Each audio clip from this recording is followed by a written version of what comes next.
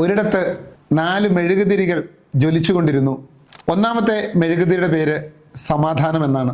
ആ മെഴുകുതിരി പറഞ്ഞു, ഈ ലോകത്തെങ്ങും കലഹമാണ്, രാജ്യങ്ങൾ തമ്മിൽ യുദ്ധമാണ്, സമുദായങ്ങൾ തമ്മിൽ സംഘർഷമാണ്, എവിടെയും അസ്വസ്ഥത മാത്രം.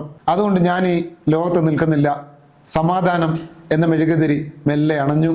അല്പം കഴിഞ്ഞപ്പോൾ സ്നേഹം എന്ന മെഴുകുതിരി പറഞ്ഞു, ഈ ലോകത്ത് മനുഷ്യർ തമ്മിൽ ഒരു സ്നേഹവുമില്ല, ആർക്കും ആരെയും കണ്ടുകൂടാ, അന്യോന്യം ദ്രോഹിക്കുന്നു, ഈ ലോകത്ത് ഞാൻ എന്തിന് നിൽക്കണം. ആ സ്നേഹമാകുന്ന മെഴുകുതിരിയും അണഞ്ഞു. അല്പം കഴിഞ്ഞപ്പോൾ ആത്മാർത്ഥത എന്ന മെഴുകുതിരി പറഞ്ഞു, ഈ ലോകത്ത് ആർക്കും ആരോടും ആത്മാർത്ഥതയില്ല, എല്ലാവർക്കും സ്വന്തം കാര്യത്തിന് വേണ്ടി മറ്റുള്ളവരെ ചതിക്കുന്നതിനും പറ്റിക്കുന്നതിനും ആർക്കും ഒരു മനസാക്ഷിത്വമില്ല. ഇവിടെ ആത്മാർത്ഥതയ്ക്ക് ഒരു വിലയുമില്ല. ഈ ലോകത്ത് ഞാനും അണയാൻ പോവുകയാണ്. ആ മെഴുകുതിരിയും അണഞ്ഞു. നാലാമതായി നിന്ന മെഴുകുതിരിയുടെ പേര് പ്രതീക്ഷ എന്നായിരുന്നു. ആ മെഴുകുതിരി മെല്ലെ മുനിഞ്ഞു കത്തിക്കൊണ്ടിരുന്നു.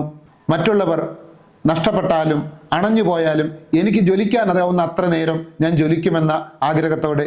ഒരല്പം കഴിഞ്ഞപ്പോൾ ഒരു യാത്രക്കാരൻ ആ വഴി വന്നു. അയാൾ പ്രതീക്ഷയാകുന്ന കത്തുന്ന ഈ മെഴുകുതിരിയെടുത്ത് അണഞ്ഞുപോയ സ്നേഹത്തെയും ആത്മാർത്ഥതയെയും സമാധാനത്തെയും ജ്വലിപ്പിച്ചു. പ്രിയപ്പെട്ടവരെ, നമ്മുടെ ജീവിതത്തിൽ നമുക്ക് എന്തെല്ലാം നഷ്ടപ്പെട്ടാലും പ്രതീക്ഷയുണ്ടെങ്കിൽ നമ്മുടെ ജീവിതത്തിൽ പുതുനാമ്പുകൾ തളിർത്തു തുടങ്ങും. നമ്മുടെ ഉള്ളിലും മറ്റുള്ളവരുടെ ഉള്ളിലും പ്രതീക്ഷയുടെ നാമ്പുകൾ തെളിക്കാൻ നമുക്കെല്ലാവർക്കും കഴിയട്ടെ.